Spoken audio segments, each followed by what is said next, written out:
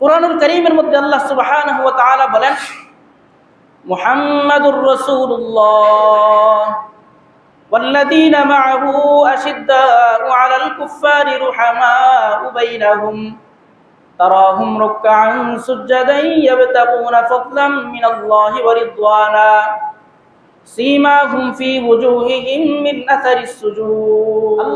আল্লাহ সুবহানাহু ওয়া তাআলা বলেন, মুহাম্মদ আল্লাহর রাসূল ওয়াল্লাযীনা মা'আহু আশিদ্দাউ 'আলাল কুফফার, মুহাম্মদ সাল্লাল্লাহু আলাইহি ওয়াসাল্লামের সাথে যারা ঈমান এনেছে তারা কাফেরদের বিষয়ে কঠোর, রুহামাউ বাইনাহুম তাদের পরস্পরের বিষয়ে তারা সহানুভূতিশীল, তারাহুম রুকআন সুজদান ইয়াবতাগুনা ফাদলাম মিনাল্লাহি ওয়া রিদওয়ানা। আল্লাহর রাসূলকে বলছে, ইয়া রাসূলুল্লাহ, আপনি তাদেরকে দেখবেন আল্লাহ তাআলার রহমত এবং দয়ার আশায় তারা তাদেরকে দেখবেন, তারা সব সময় সিজদা রুকু এবং সিজদা অবস্থায় আছে। সীমাহুম ফি ওয়ুজুহিহিম মিন আসারিস সুজুদ, তাদের এই আলামত তাদের চেহারায় সিজদার দাগের মাধ্যমে প্রকাশ পাবে। তাহলে এই আয়াতের মাধ্যমে আল্লাহ তাআলা সাহাবায়ে কেরামের প্রশংসা করেছেন, মান মর্যাদা আলোচনা করেছেন। অন্য এক আয়াতের মধ্যে আছে, লাকাদ রাদিয়াল্লাহু আনিল মুমিনিনা ইয ইউবাইউনাকা তাহতাশ শাজারাতি ফাআলিমা মা ফি কুলুবিহিম ফাআনজালাস সাকিনাতা আলাইহিম ওয়া আসাবাহুম ফাতহান করিবা। আল্লাহ সুবহানাহু ওয়া তাআলা মুমিনদের প্রতি সন্তুষ্ট হয়ে গেছেন। ইয ইউবাইউনাকা তাহতাশ শাজারাতি, যখন তারা আপনার হাতে বায়াত গ্রহণ করেছে, বৃক্ষের নিচে বায়াতুর রিদওয়ান গ্রহণ করেছে। ফাআলিমা মা ফি কুলুবিহিম, অতঃপর আল্লাহ তাআলা তাদের অন্তরের মধ্যে যা আছে তা জেনেছেন।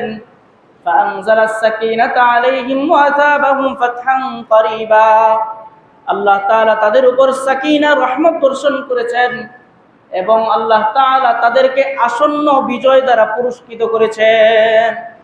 এখানেও আল্লাহ তাআলা বলেছেন কি, মুমিনদের প্রতি আমি সন্তুষ্ট। কোন মুমিন? এর দ্বারা উদ্দেশ্য হচ্ছে সাহাবায়ে কেরাম, অর্থাৎ সাহাবায়ে কেরামের প্রতি আমি আল্লাহ তাআলা সন্তুষ্ট।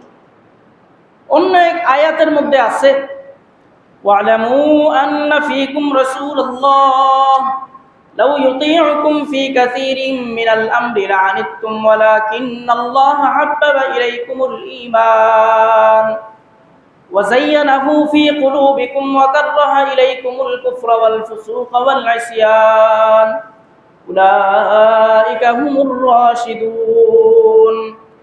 আল্লাহ সুবহানাহু ওয়া তাআলা বলেন, তোমরা জেনে রাখো আন্না ফীকুম রাসূলুল্লাহ, তোমাদের মাঝে আল্লাহর রাসূল আছে। লাউ ইউতিউকুম ফী কাসীরিন মিনাল আমরি লাআনিতুম, তিনি যদি তোমাদের অধিকাংশ কথার অনুসরণ করতেন তাহলে তোমরাই কষ্ট পেতে। ওয়ালাকিন্নাল্লাহা হাব্বাবা ইলাইকুমুল ঈমান, আল্লাহ সুবহানাহু ওয়া তাআলা তোমাদের অন্তরের মধ্যে ঈমানকে প্রিয় করে তুলে দিয়েছেন। ওয়া যায়্যানাহু ফী কুলুবিকুম, এবং তোমাদের অন্তরের মধ্যে ঈমানকে সুসজ্জিত করেছেন। তাহলে এখানেও আল্লাহ তাআলা ঘোষণা দিয়েছেন তোমাদের অন্তর, সাহাবায়ে কেরামের অন্তরের মধ্যে ঈমান পরিপূর্ণ। অন্য এক আয়াতের মধ্যে আল্লাহ তাআলা বলেন, ওয়াস-সাবিকুনা আল-আউওয়ালুনা মিনাল মুহাজিরিনা ওয়াল আনসারি والذين اتبعوهم بإحسان رضي الله عنهم ورضوا عن المهاجرين والأنصار, মুহাজির এবং আনসারদের মধ্য থেকে যারা অগ্রগামী ঈমানের দিক থেকে, والذين اتبعوهم بإحسان, এবং তাদেরকে যারা নিষ্ঠার সাথে অনুসরণ করেছে, রাদিয়াল্লাহু আনহুম ওয়া রাদু আনহু, আল্লাহ তাআলা তাদের প্রতি সন্তুষ্ট হয়েছেন, তারাও আল্লাহর প্রতি সন্তুষ্ট হয়েছেন। তাহলে এই আয়াতের মধ্যে আরো জোরালো ভাবে বলছে যে আমি আল্লাহ শুধু তাদের প্রতি সন্তুষ্ট, বিষয়টা এমন না, সাহাবায়ে কেরাম তারা স্বয়ং আল্লাহ তাআলার প্রতিও তারা সন্তুষ্ট। তো এই আয়াত দ্বারাও সাহাবায়ে কেরামের মান মর্যাদা প্রকাশ। হাদিসের মধ্যে আল্লাহর রাসূল বলেন, عن عمران بن حسين رضي الله تعالى عنه قال قال رسول الله صلى الله عليه وسلم خير الناس قرني ثم الذين يلونهم ثم الذين يلونهم।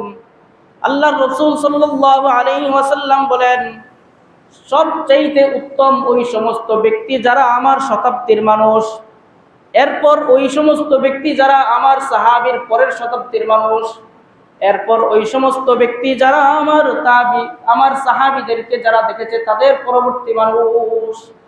আল্লাহ রাসূল বলতেছেন সাহাবায়ে কেরাম হচ্ছে পৃথিবীর মধ্যে সবচাইতে শ্রেষ্ঠ জাতি।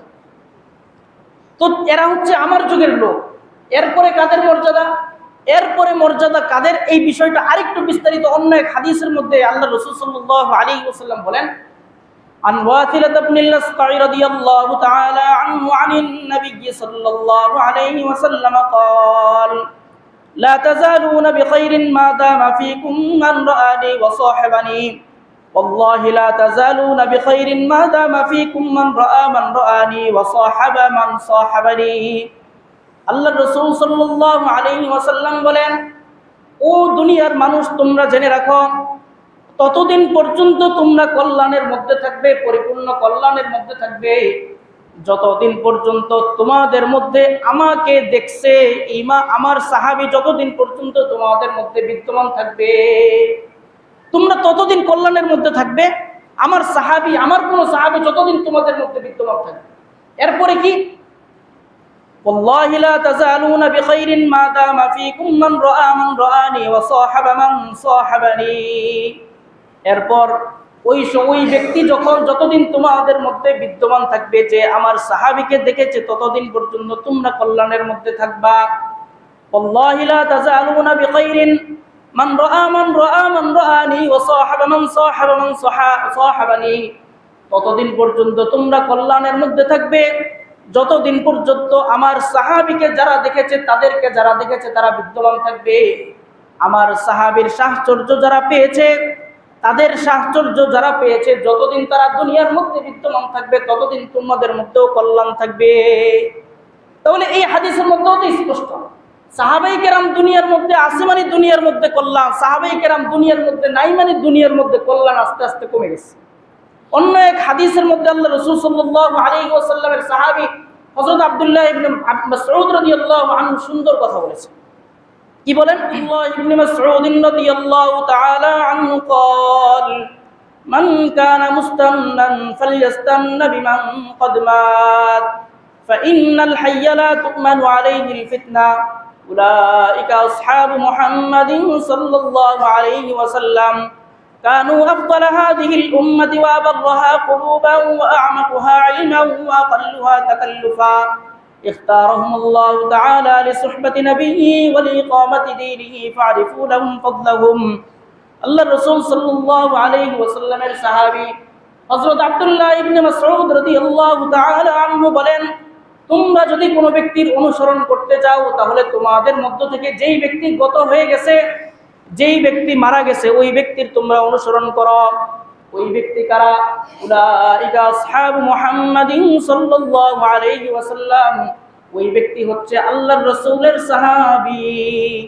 তাহলে এখানেও হযরত আব্দুল্লাহ ইবনে মাসউদ রাদিয়াল্লাহু আনহু বলেন অনুসরণ করতে হবে কাদেরকে বলেন তো? বলেন সবাই, সাহাবায়ে কেরামকে অনুসরণ করতে হবে। অন্য এক হাদিসের মধ্যে আল্লাহ রাসূল সাল্লাল্লাহু আলাইহি ওয়াসাল্লাম বলেন, عن جابر رضي الله تعالى عنه قال قال رسول الله صلى الله عليه وسلم يدخل النار أحد من بايع تحت الشجرة আল্লাহ রাসূল সাল্লাল্লাহু আলাইহি ওয়াসাল্লাম বলেন, ওই ব্যক্তি কখনো জাহান্নামে প্রবেশ করবে না, এমন ব্যক্তি কখনো জাহান্নামে প্রবেশ করবে না যেই ব্যক্তি গাছের নিচে বাইআতুর রিদওয়ান, গাছের নিচে আমি আল্লাহর রাসূলের হাতে বায়াত গ্রহণ করেছেন। তাহলে এখানে ঘোষণা দিচ্ছে সাহাবায়ে কেরাম জান্নাতে প্রবেশ করবে না সাহাবী, আমার সাহাবী যারা আমার হাতে বায়াত নিয়েছে এরকম কোন ব্যক্তি জাহান্নামে প্রবেশ করবে না।